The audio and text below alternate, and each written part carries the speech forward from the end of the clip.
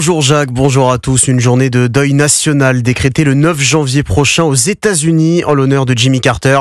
Annonce du président américain Joe Biden après le décès de son lointain prédécesseur hier à l'âge de 100 ans.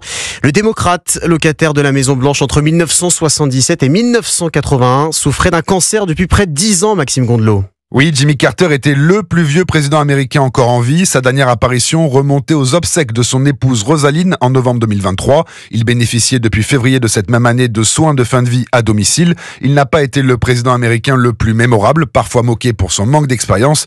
Et pourtant, son mandat de 1977 à 1981 est marqué par une profonde réforme de la diplomatie américaine en Amérique latine et au Proche-Orient. Sur la scène internationale, Jimmy Carter connaît quelques succès, notamment avec la signature des accords de Camp David en 1978, des accords qui normalisent les relations entre l'Égypte et Israël. Il signe aussi le traité SALT II avec son homologue soviétique Léonid Brejnev. Ce traité vient compléter le premier signé en 1972 pour une limitation de l'armement nucléaire. En juillet 1980, il décide de boycotter les JO d'été de Moscou après que les soviétiques aient décidé d'envahir l'Afghanistan.